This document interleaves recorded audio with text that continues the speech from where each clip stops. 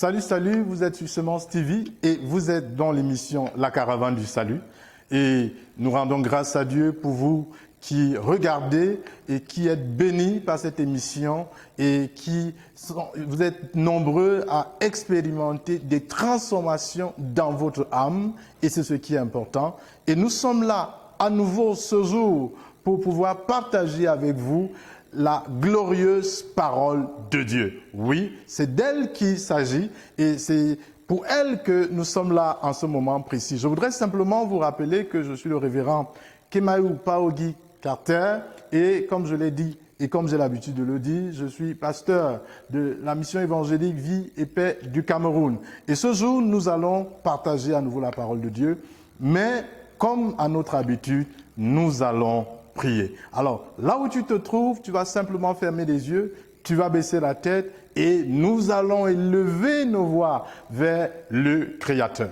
Seigneur, nous te bénissons pour ce moment, nous te bénissons pour cet instant où il t'a plu de permettre que nous entrions en contact avec ta parole.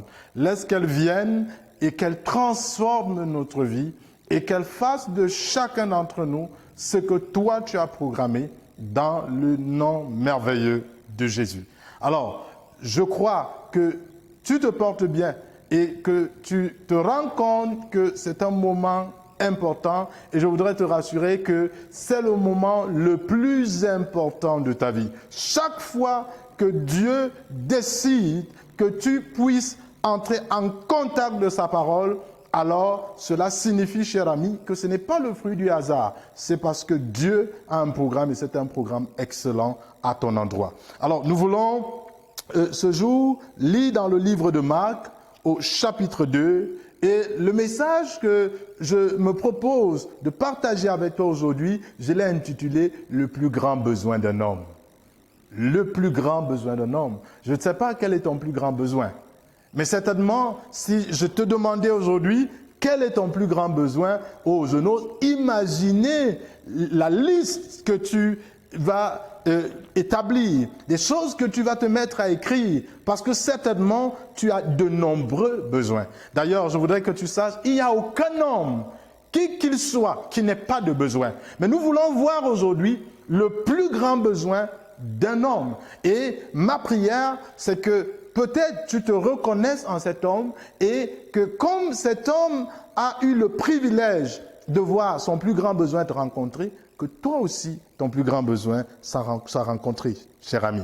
Alors, Marc au chapitre 2, nous allons lire du verset 7 jusqu'au verset 11.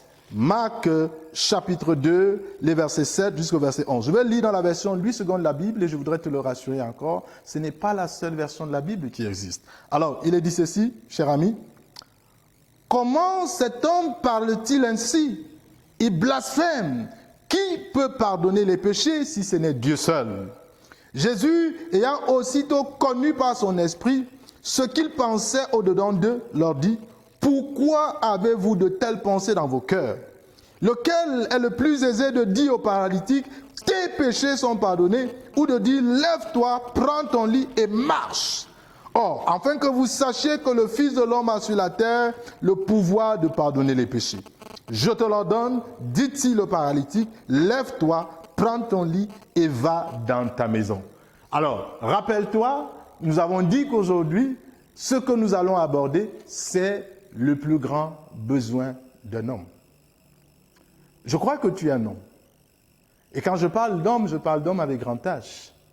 Et je te l'ai dit, je crois que chacun d'entre nous a des besoins, à des niveaux divers. Il y a des besoins d'un enfant, il y a des besoins d'un adolescent, il y a des besoins d'un jeune, il y a des besoins d'un adulte, il y a des besoins des personnes du 3e, voire du 4e âge.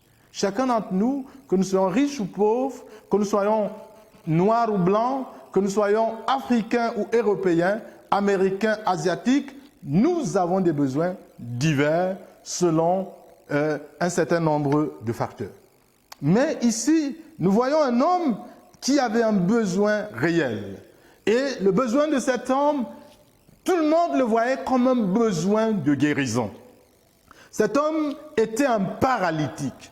Il était malade depuis certainement longtemps.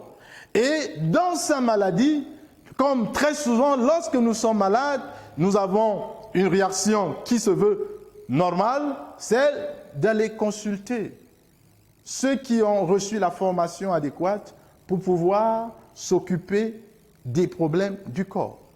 Donc, mais dans un autre contexte, ce qui est proscrit, c'est que très souvent, nous-mêmes nous allons et nous achetons soit du paracétamol, soit, je ne sais pas, l'amoxicilline.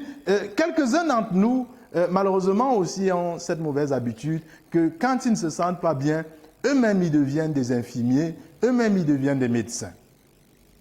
Quoi qu'il en soit, celui qui décide de se soigner personnellement, il recherche la guérison.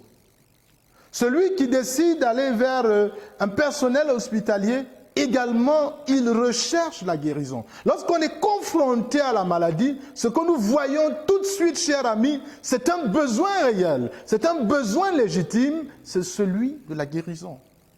Et je voudrais te rassurer que toi qui es malade et qui m'écoutes, si tu désires être guéri, c'est un droit. Cela est légitime. Quels que soient tous les moyens que tu utilises, c'est simplement parce que tu veux être guéri.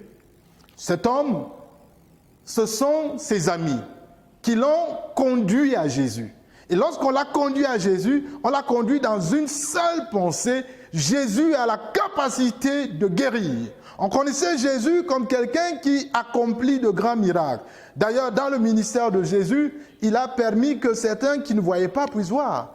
Il a œuvré pour que des personnes qui ne marchaient pas puissent marcher. Il a ramené d'aucuns à la vie alors que ces personnes étaient mortes.